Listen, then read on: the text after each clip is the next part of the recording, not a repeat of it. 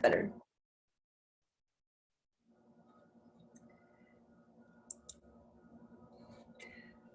So hello class. Today we are really fortunate to have a guest speaker, and his name is Stephen Tako, and he is going to speak to us about several topics. But I just want to introduce him, and yes, we're still in this pandemic. That's why we're doing this through Zoom. Yes, everyone's Zooming these days. So Stephen he was an actor, and he is also a currently a motivational speaker, author, and anti-bullying advocate. And he wrote an awesome book, and it's called Junga the Dancing Yeti. So he will be talking about that and just what inspired him and some just the message behind it, and sharing just what has helped him. So this will be really informative, and so just pay attention, listen to all his tips and strategies and just insights, and hopefully you will feel as motivated as I did when I first heard him. So Stephen, thank you for joining or agreeing to do this interview for my class. And so let me just tell us about yourself first. Just a little bit about just who you are, and then what inspired you to write your book. Hi, Maria, and it's so nice to be here to visit your class. And I see everybody out there, so you look nice today too, as well. Anyway, just joking. So yes, I am Stephen Tako. I am the author of Junga the Dancing Yeti, and I do have a sense of humor as well. You have to these days with all of us working from home during this crazy pandemic. But I want to share the opportunity of enlightening people and encouraging people with my books. And so you would ask what had inspired me to write Junga the Dancing Yeti. Gosh, it goes back to the fact that I always wanted to do something special in my life. You know, so many people want to leave a legacy. We want to do something spectacular. And that's one of the reasons why I went into the entertainment industry, into acting, because I grew up in this small farming community in Ohio.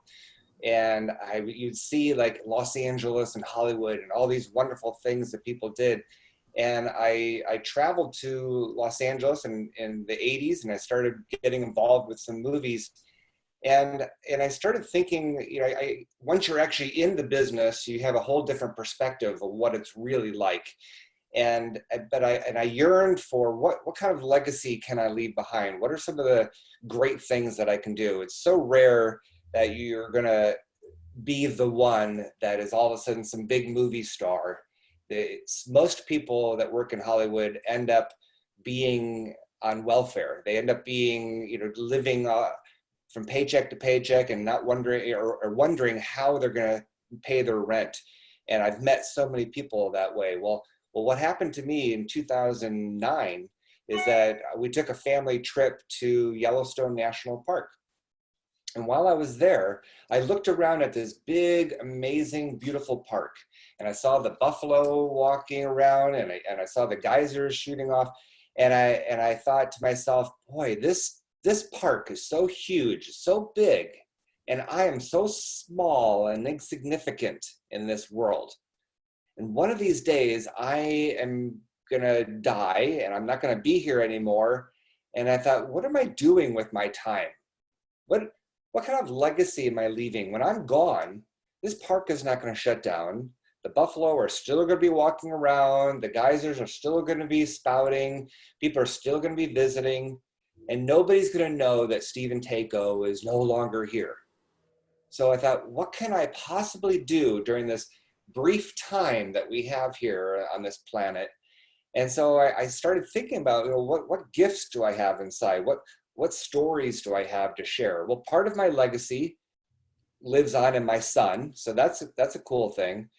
But I have these stories. I have these situations, like all of us do. We all have stories. How many times have you heard somebody that says, "Oh man, I could write a book about my life"?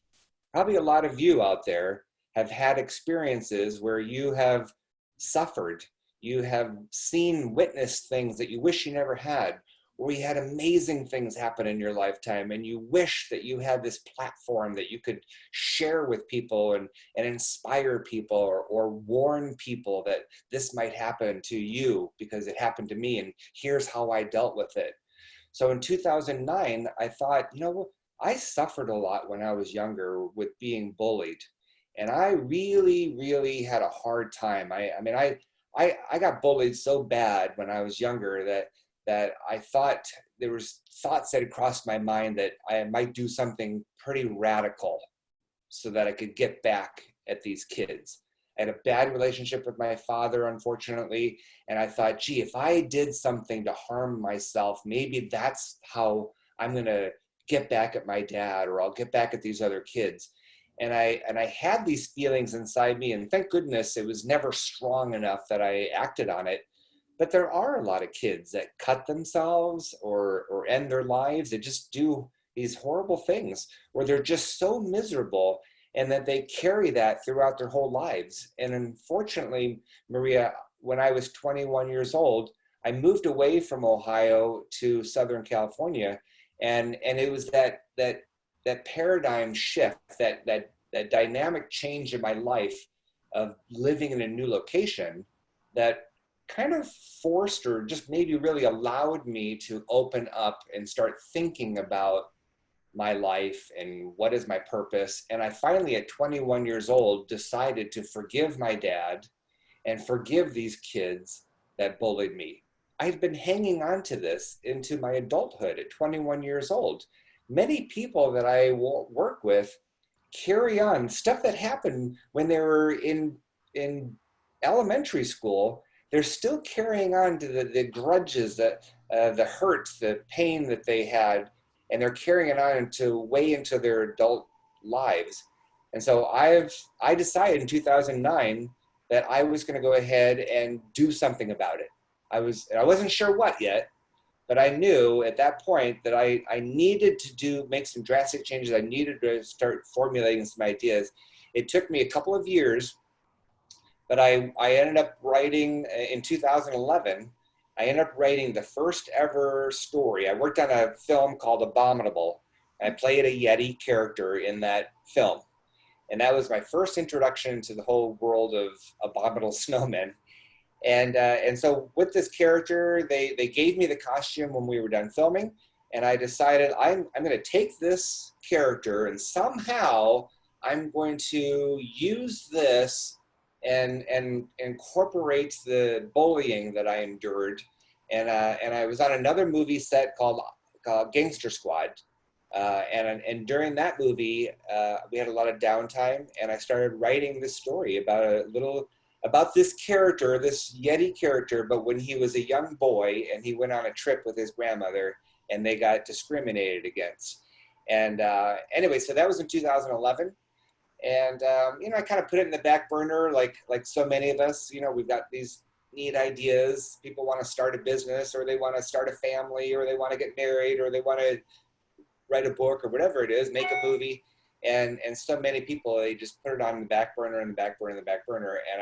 And I would move it forward, and then I put it in the back, and life would get in the way. And eventually in 2014, I developed the story a lot more. And in 2015, I finished it.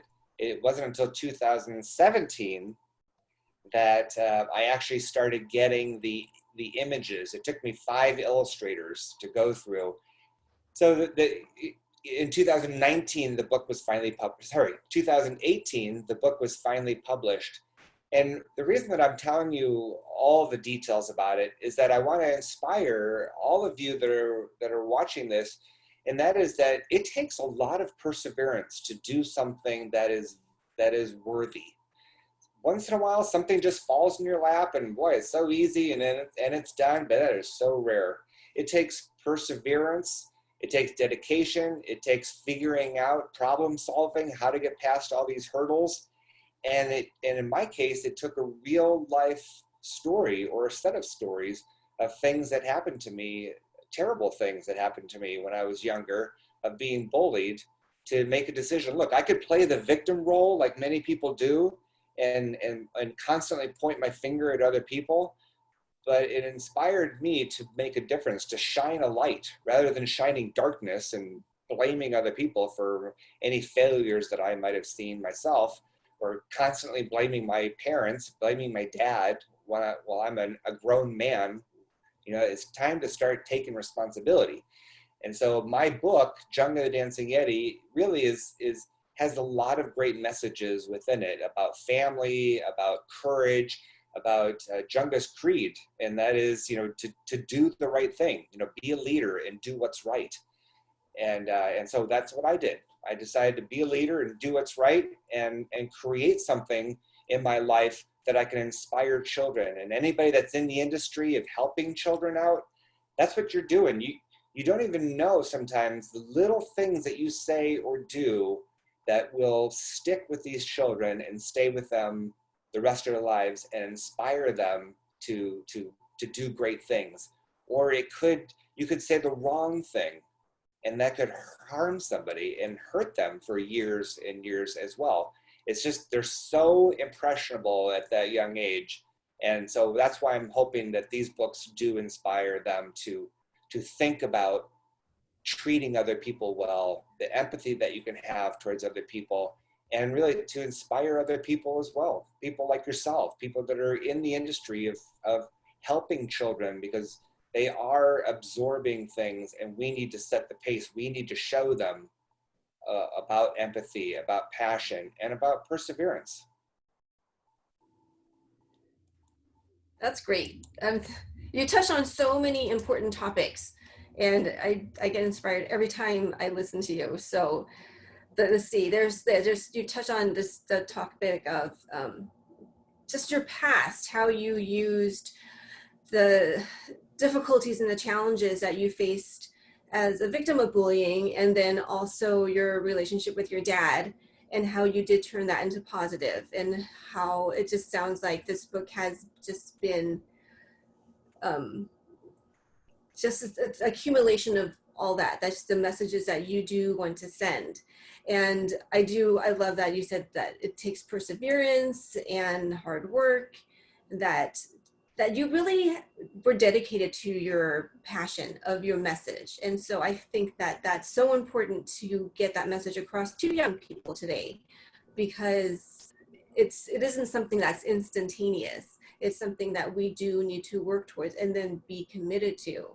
So thank you for that. And thank you for sharing about just being a victim of bullying, because I think sometimes, a lot of times, students or just people, when we are bullied, we do see ourselves as victims, and it's really easy to stay in that role. But I really like what you said about just being a light instead of staying in that role of being a victim. So I love the message of Junga. Like I said, I read the book, of course, and so I just wanted you to elaborate a little bit more about that theme, and not to give too much away about the book, because I definitely want others to be able to read it on their own, but just to kind of talk about that message and why. I mean, I know that you said that you were a victim of bullying, but just how you use this character, because he's so unique. I think that's what drawed me to Junga, was that a Yeti. I have never seen a Yeti in a book before. Well, not like that, not a cute little Yeti, just the scary stuff. But so just talk about how you just were able to use his character and to spread your message of anti-bullying. Oh, sure, absolutely. And I can appreciate you saying that you really hadn't seen Yetis, the cute lovable Yetis, and usually Yetis are perceived to be monsters, the dangerous, not criminal, but something that you would be afraid of. And when I originally started getting into the whole Yeti business, I actually showed up at events dressed up as this 6'7", which that's my height, 6'7" Yeti. I had full on furry costume. I had makeup artist that was there that did all of this blue and white makeup all over me. It was extremely hot to wear this costume. But I would go to events with children, and I would tell them about the story of my story of Junga the Dancing Yeti when I was a child. And so I played the adult version of it. And the interesting thing, there's a couple of public service announcements that are on YouTube as well, where I play this adult character of Junga. And in both of those public service announcements are teaching children about anti-bullying message, about not picking on other people. And in one of them, these two girls call me a monster. And I'm like, hey, you're picking on Riley, and yet I'm the monster. And so it's trying to get a little dynamic change for people that they're judging this Yeti character on his looks. And with Junga, yes, he's a cute little Yeti character, but in the book, he and his grandmother, they go on a trip, and they are discriminated against by the animals that are patrolling the mountaintop. And they see two Yetis. Well, they've heard of Yetis before, and those characters, those Yetis, those monsters are not welcome on their peaceful mountain. And so they get discriminated against, and scary thing, grandma is taken away. Junga doesn't know where she is. He's put in a cage. It's very, very scary. And so even though I tell people, this book is about anti-bullying, when you read the book or you watch the video, you'll see that it really is about discrimination, more so, which falls under bullying. It's under the umbrella of bullying, but they are discriminated against because of how they look. And I thought it was a unique situation, Maria, to use the Yetis. And it's because any culture can identify that they are the Yeti. If I used a white Yeti or a brown Yeti or any other color, that if it looked like a human being, right, then some children will or will not, if it's not the same color skin, they may not identify with it. But Yetis, we can all, any child, no matter what nationality they are, that Yeti could be them, because it's a character. It's like an animal type of thing. And so anyway, so I love the fact that in even the vocal actors that we worked with, we have a mixture of different races of people that are playing the characters as well. So it really is a blend, so that all people can relate to these characters. And my hopes is that again that children will identify with these characters, and maybe they look a little bit different. And I was just on a podcast the other day called The Bully Effect, where we talked a lot about this. And it's a national podcast where they work a lot with young children and teenagers as well, about the differences and how so many children, all they want to do is blend in. They cannot stand their differences for whatever reason, because somebody has pointed out that their nose is too big, their lips are too small, their hair is too red, or they're too tall, or their belly is too big, or whatever it is, right? And so if we look back at our own lives as adults, we go back and we think, gee, what did I have when I was younger that I wished I didn't have? The person with curly hair wants straight hair. The person with straight hair is jealous because the other person has so much body in their hair, right? And so, and what was my problem? You remember, I don't know if you remember in the 80s, in the 1980s, it was this big fad where people wore these tails, like in the back of their hair, right? Just like an extra piece of material. So of course I was thinking I was going to be cool, and I would have one of these tails as well. So I had this tail. It was about this long in the back of my hair. And I tell you, Maria, I spent probably five 5 times longer working on that silly piece of hair get it to lay straight. And I was looking at everybody else like, why are their tails straight and mine is all like, winging all over the place? I wanted what they had. And so we forget sometimes that gee, what a boring world it would be if we all were the same. If we all liked the same show, if we all ate the same food, if we all had the same color hair, it would be kind of dull. And Mhm. so it's kind of exciting to be able to celebrate the differences that we have. And it's like, okay, so if somebody has freckles, and they're getting picked on and they're getting bullied because they have all these freckles.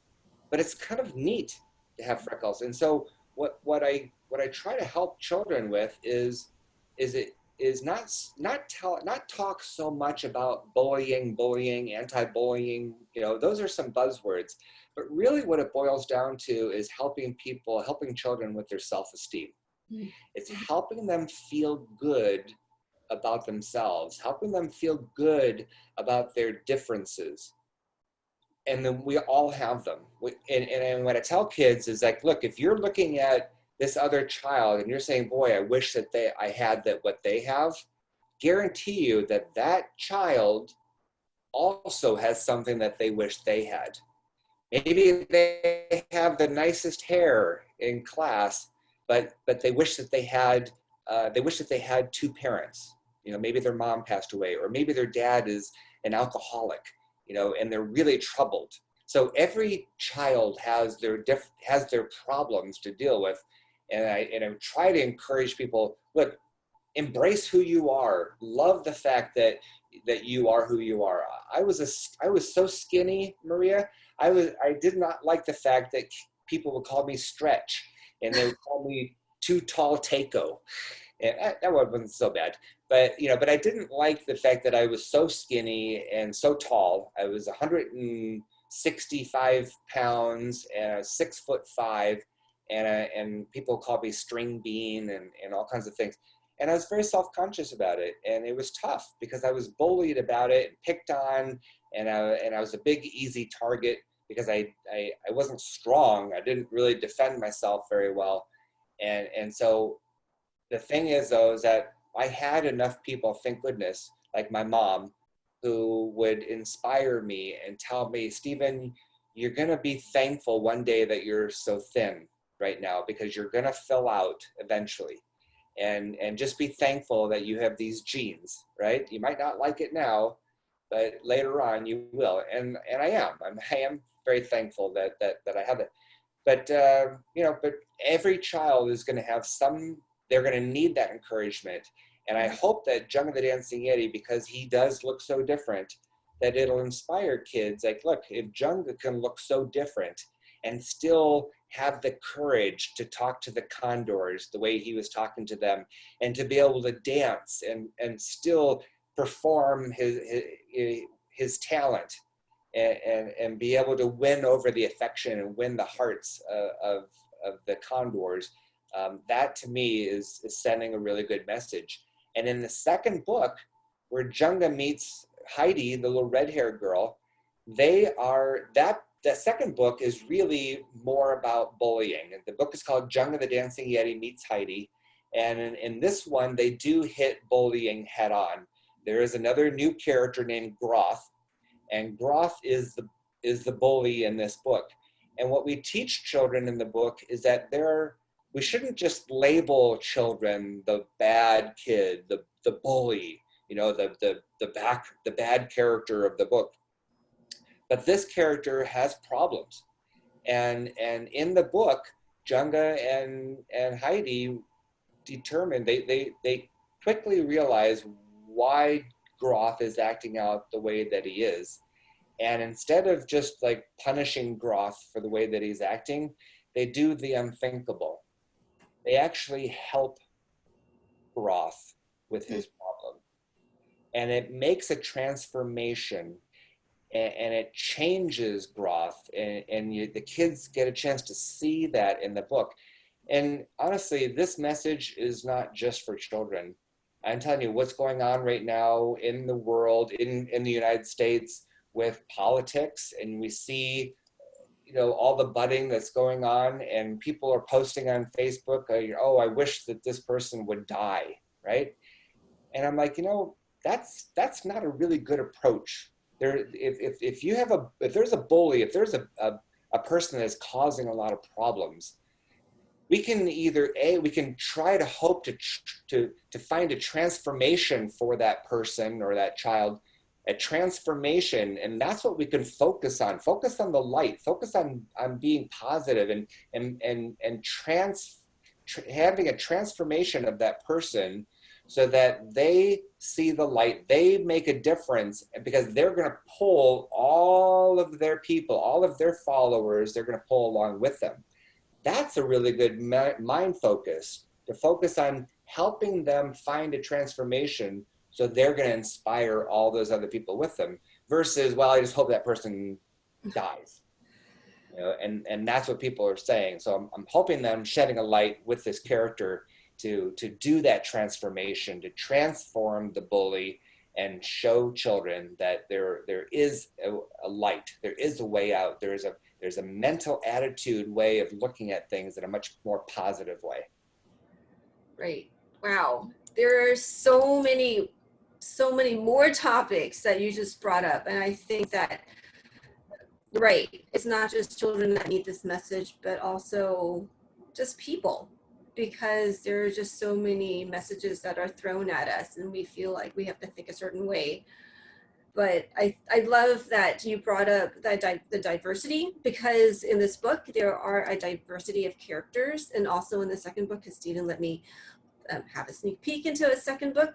And so there's more characters. And so just the diversity of characters, and also the diversity that you see with Junga, because he dances, which is, I was going to ask you, how did you choose the talent of, dancing? Why not, I don't know, flying or something? Maybe flying isn't quite as possible, but maybe the cooking Yeti, but you chose dancing. I just want to see why dancing? Maria, in a lot of people who create books, particularly fantasy type of books, fiction books, they will often, and paintings, they will often put some of their own character into the books, and a lot of times it's on a subconscious level. The author or the entertainer doesn't always even recognize it right away, how much they've put themselves into the book. And I always had a passion of dancing myself.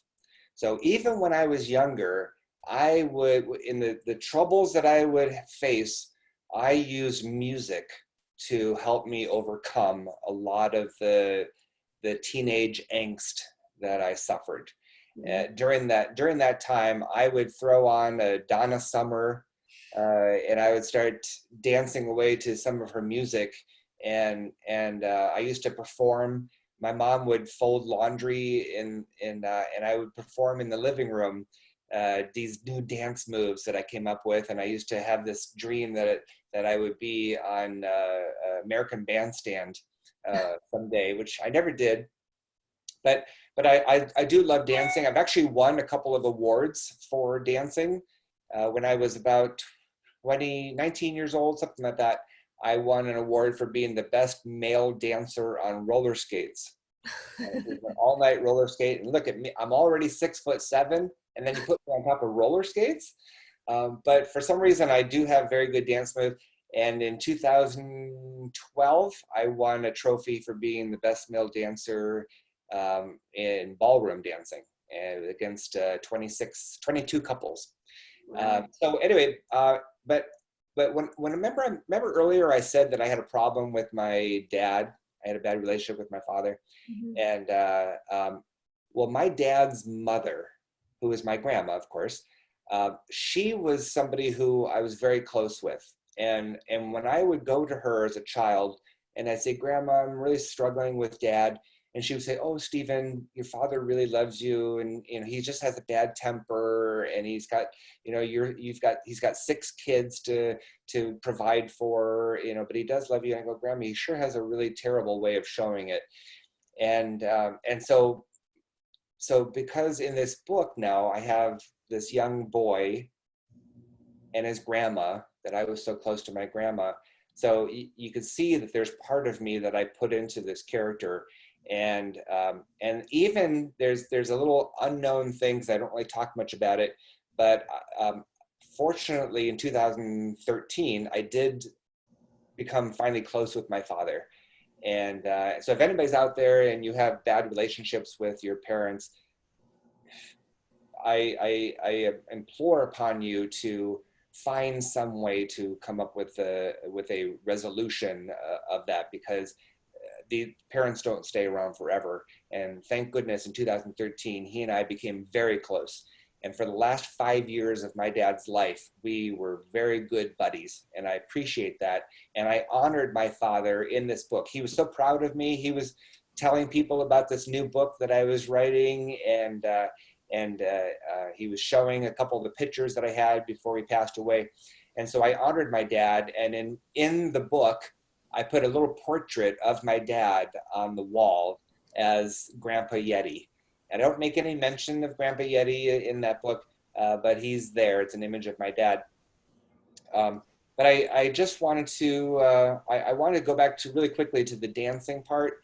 And that is that because I love to dance and it was always an outlet for me, it was a way that I was able to help me release some of the tension.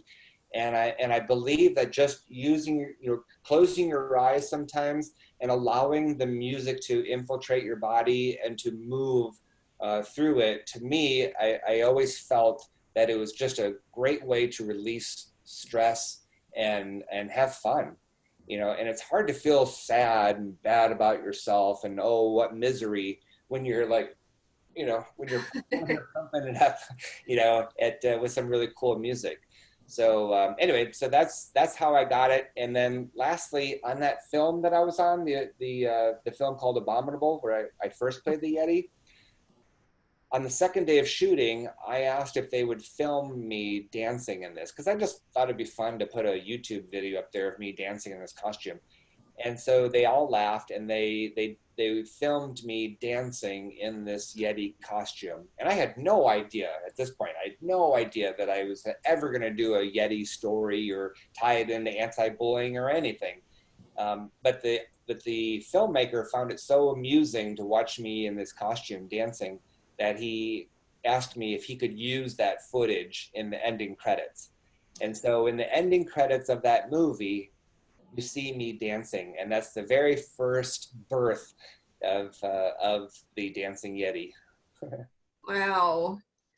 So now we know the background of Junga the Dancing Yeti. So this video has been so insightful, from just what has inspired you, your background that has led to the story, all the topics that you deal with, in addition to the anti-bullying, what you said before, the diversity and just difference, identity, establishing identity, just developing that self-esteem in children. That is so important. And just putting yourself into your character, the dancing part, which I find so fun. It makes it so fun. I don't know if that movie that you're in, the Yeti was supposed to be dancing. I'm sure that's another story.